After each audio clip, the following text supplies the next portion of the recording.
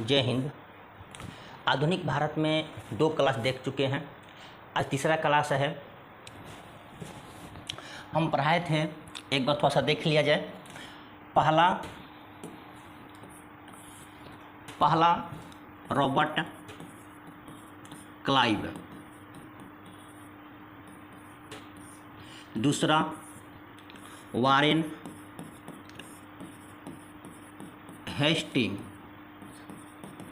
Hastings, तीसरा Lord Cornwallis,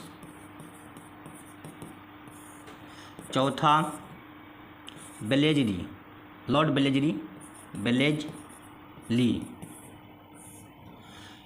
इनका शासनकाल यानी कि ये बने थे 1757 से 1760 तक।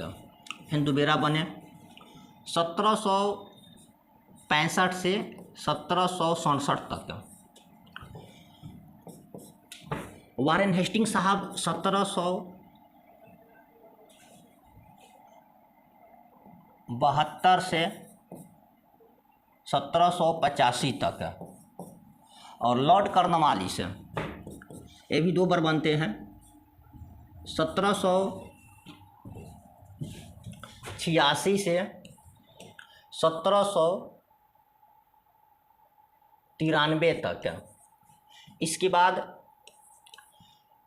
1805 में दोबारा बनते हैं, लेकिन इनकी मृत्यु हो जाती है यूपी के गाजीपुर में। यहीं पर अफीम का कंपनी बनाए थे, गोदाम बनाए थे। हमको लगता है कि ये ससुरे अफीम पी कर मर गए। बेलेजरी इनका 1798 से 1805 तक। यहाँ तक हम लोग देख चुके थे। आज 5 नंबर देखना है, 5 से देखना है।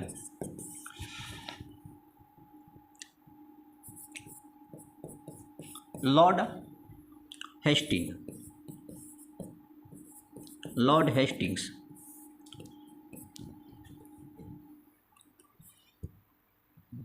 1813 से लेकर 1823 तक बने थे। देखिए यहाँ पर ये वारेन हेस्टिंग है, आप यहाँ वारेन हेस्टिंग मत कह दीजिएगा। यहाँ पर है लॉर्ड हेस्टिंग, यहाँ है वारेन हेस्टिंग, यह है लॉर्ड हेस्टिंग। ठीक, लॉर्ड हेस्टिंग ने द्वितीय आंग्ल नेपाल युद्ध लड़ते हैं। इस युद्ध में अंग्रेज जीत जाता है, संगोली का संधि होती है। यह युद्ध 1814 से लेकर 1816 तक किया जाता है। इस युद्ध की विराम अवस्था संगोली की संधि है, संगोली की संधि। इस संधि के तहत इसे रोक दिया जाता है। और संगोली का संधि जो है तो 1816 में जब रुका है तो संगोली का संधि भी 1816 हुआ होगा। तो यह है 1816 में संगोली का संधि। ये संगोली का संधि हुआ तृतीय पेशवा बालाजी बाजीराव के अंतिम छत्रपति साहू जी के मृत्यु के बाद। इसी के टाइम पिंडारियों का अंत हो गया। पिंडारियों को ख़त्म करवा दिए, चारों तरफ से घेर लिए, और कुछ लोग इसमें से भाग गए और जंगल में चले गए। अब कुछ लोग को चारों तरफ से घेरवा कर और इसको मरवा दिया। जो पिंडारी होता है वे लुटेरे थे, लूटपाट करते थे। अंग्रेज के जो खजाना था, राजस्व था, या इनके बम गोला का जो कंपनी थी, फैक्ट्री था जहाँ स्टोर करके रखते थे, उनको लूटा करते थे। अंग्रेज को ये लोग नुकसान पहुँचाते थे। ऐसा भी कहा जाता है जो पिंडारी बना है, अंग्रेज के जुल्म को सहते हुए, अंग्रेज के जुल्म को झेल कर जो भागा गया था वही बना था पिंडारी। इन्हीं के सताने के वजह से ये लोग पिंडारी बने थे।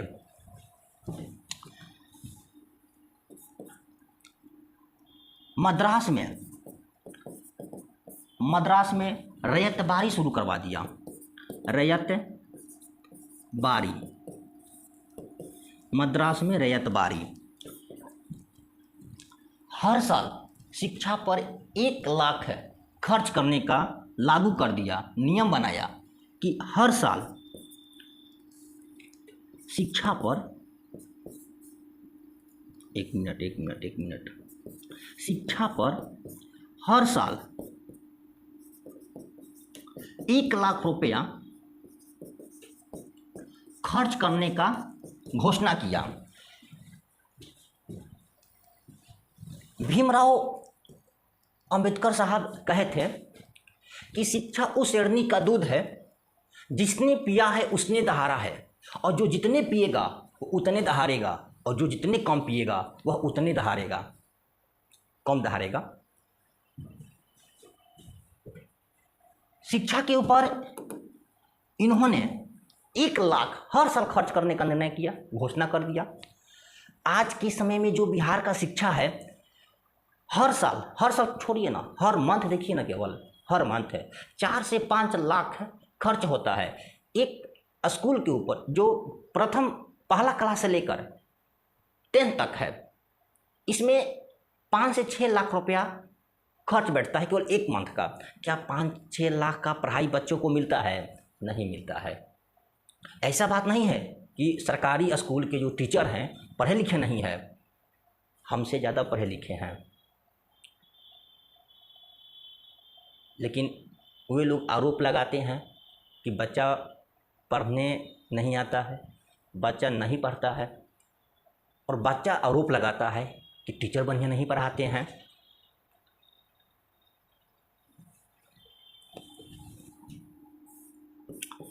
शिक्षा तो ज़रूरी है, और सबसे ज़्यादा आप खर्चा भी कीजिए ना तो घर द्वार बनाने पर नहीं, शिक्षा पर।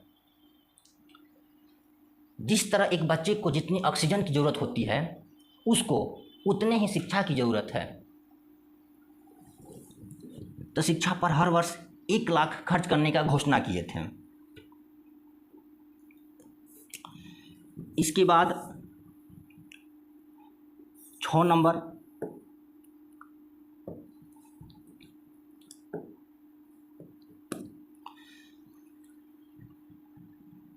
William Bentinck, lord William Bentinck, lord William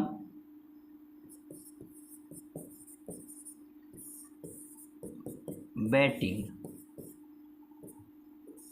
Lord William Bentinck, इनका शासनकाल 1828 से लेकर 1835 तक चला। लॉर्ड विलियम बेटिंग साहब सबसे पहला काम सती प्रथा को समाप्त किया। 1829 में सती प्रथा का अंत, सती प्रथा को ख़त्म कर दिया। सती प्रथा को इन्होंने अपने आँखों से देखा था कि किस प्रकार से एक विधवा औरत अपने पति के चिता पर बैठकर जिंदा जल रही है। उस समय का जो कुरीतियाँ थी समाज में, इस विधवा औरत को लाठी गोजी डंडा से ठेल दिया जा रहा था। जब इंसान जलता है तो भागता है ना, तो चिता पास वे भागती थी, फिर भी चारों तरफ से जो पुरोहित होते थे वे लोग लाठी लेकर उसको ठेल देते थे, आप उसी पर रहो, जलो। एक उस औरत का दुख, उसकी जवान पति मर गया,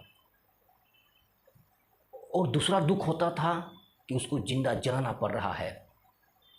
इस चीज़ को लॉर्ड विलियम बेटिंग ने देखे थे और इनकी मदद किए थे भारत का राजा राम मोहन राय। इनकी मदद किए थे राजा राम मोहन राय। राजा राम मोहन राय ने इस सती प्रथा को झेले हैं। बचपन में राजा राम मोहन राय का माँ मर गई थी जन्म के कुछ दिन के बाद। इनकी जो भाभी थी और भैया थे, इनकी देख रेख किए। अब बोले कि अपना संतान हम लोग जन्म नहीं देंगे, अपना संतान उत्पन्न नहीं करेंगे। इनको अपना संतान मानकर और इनका सेवा या लालन पालन किए, पढ़ाए लिखाएं। 1805 में इनके पिताजी का मृत्यु हो गया। अब केवल भैया भाभी बच गए। कुछ दिन के बाद इनके भैया का मृत्यु हो गया 1811 में। जगमोहन राय भैया जी का नाम था, मृत्यु हो गया। अब इनके भाभी को सती होना पड़ा था। एक इनको दुख था कि पापा जी मर गए, दूसरा दुख था कि भैया जी भी मर गए, और तीसरा दुख ये था कि अब हमारे जो भाभी समान, माँ समान जो भाभी है, उनको इस चिता पर बैठना पड़ेगा। ये चाह कर भी नहीं रोक पाए थे, और ये अपने आँख से देखे थे कि किस तरह हमारे भाभी को जलाया जा रहा है, ये तड़प रहे थे। इसके बाद इन्होंने सती प्रथा पर ध्यान देकर और उसको अंत कराने में महत्वपूर्ण भूमिका निभाते हैं राजा राम मोहन राय। ठगी प्रथा 1830 में ठगी प्रथा शुरू हुआ था। ठगी प्रथा में कहा जाता है कि ठग देवी को पूजा किया जाता है, तो इसको ख़त्म कर दिया गया। कोई देवी देवता ठग नहीं होती है, ठग देवी बट ठगन ये सब कुछ नहीं होता है, तो ठग देवी को ख़त्म कर दिया गया। इसके बाद 1833 में एक चार्टर एक्ट आता है, चार्टर एक्ट। इस चार्टर एक्ट में 2 काम किया जाता है। पहला, जो बंगाल का गवर्नर जनरल था उसको ख़त्म कर दिया जाता है, और इसको भारत का गवर्नर जनरल बना दिया जाता है। तो इसका प्रथम भारत का गवर्नर जनरल यदि कोई बनते हैं तो वह थे लॉर्ड विलियम बेटिंग। अंतिम, तो ये पहला थे, पहला, और अंतिम बंगाल गवर्नर जनरल का अंतिम कौन थे? तो लॉर्ड विलियम बेटिंग थे। ठीक,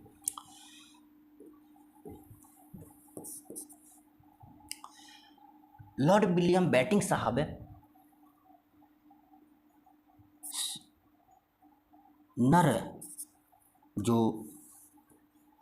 नर बलि होता है उसको भी रोक लगाए थे। नर बलि ये नहीं लगाए थे, लॉर्ड डलहौजी लगाया था नर बलि का। लॉर्ड डलहौजी ये थे शिशु बालिका हत्या पर रोक लगा दिए थे।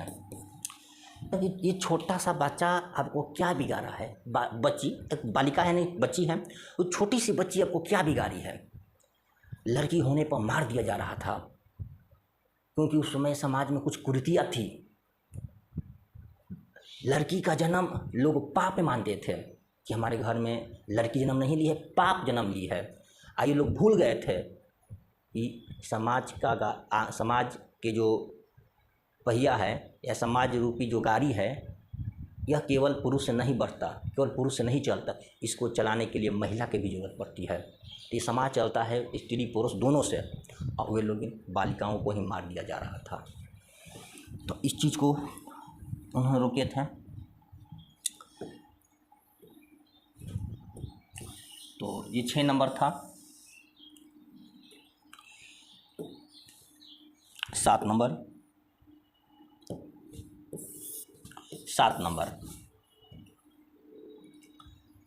डलहौजी, लॉर्ड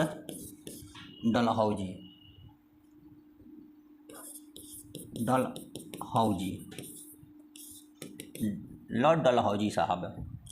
देखिए समय बचे इसलिए हम पहले ही लिख दिया है। लॉर्ड डलहौजी 1848 से लेकर 1856 तक। लॉर्ड डलहौजी बहुत खचरा था। इंडिया का जो गवर्नर जनरल था बहुत दिमाग का खचरा था।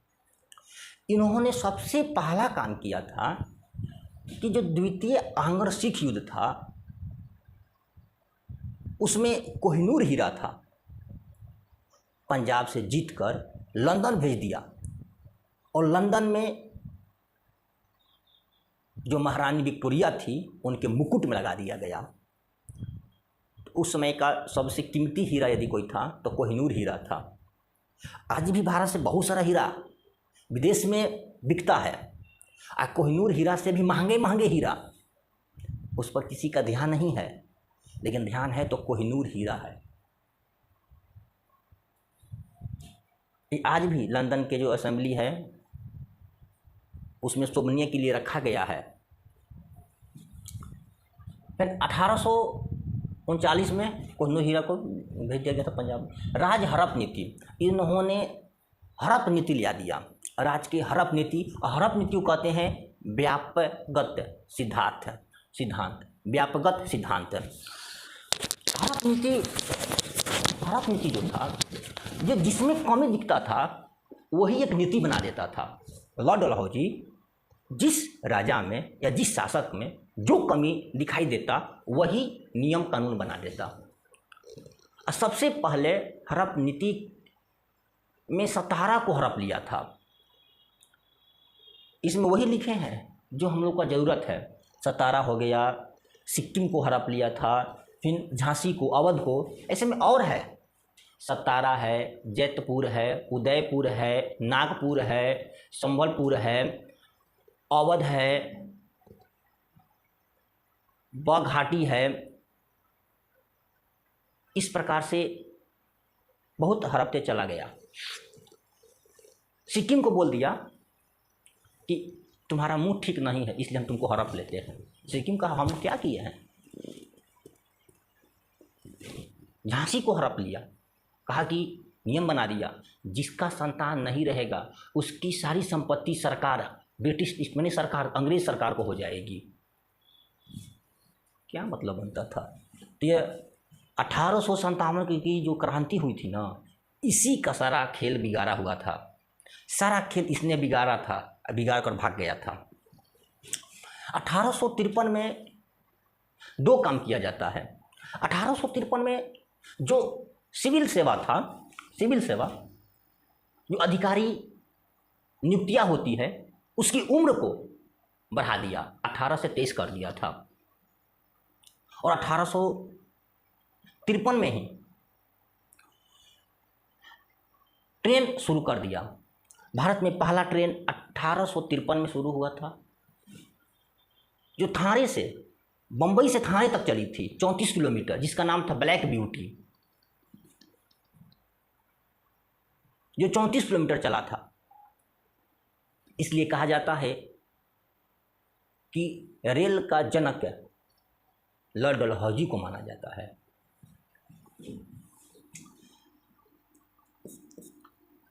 लॉर्ड डलहौजी को रेलवे का जनक कहा जाता है। ठीक, लॉर्ड डलहौजी 1854 में शिक्षा सुधार के लिए डेस बेच लागू कर दिया, डेस बेच नियम को लागू कर दिया था, और इसी के आधार पर अंग्रेजी शिक्षा का माध्यम बना दिया।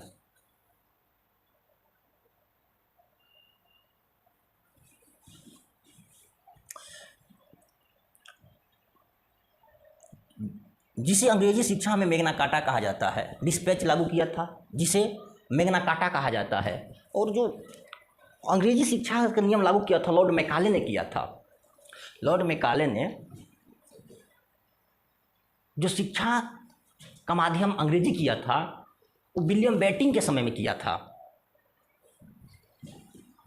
तो कहा जाएगा कि मैग्ना कार्टा क्या था?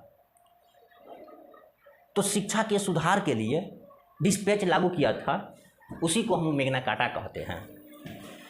डाक टिकट को शुरू किया था 1854 में। डाक टिकट, पहला बार डाक टिकट का स्टार्ट इसी ने किया था। और सिविल सेवा में सबसे प्रथम भारतीय सत्येंद्र नाथ टैगोर थे, जिन्होंने पास किए थे 1863 में। 1863 में और 1922 में लंदन और भारत में इलाहाबाद, भारत की इलाहाबाद में सिविल सेवा का एग्ज़ाम एक टाइम एक साथ हुआ था। तो आज की इतने क्लास, कल फिर देखेंगे। नेक्स्ट, जय हिंद।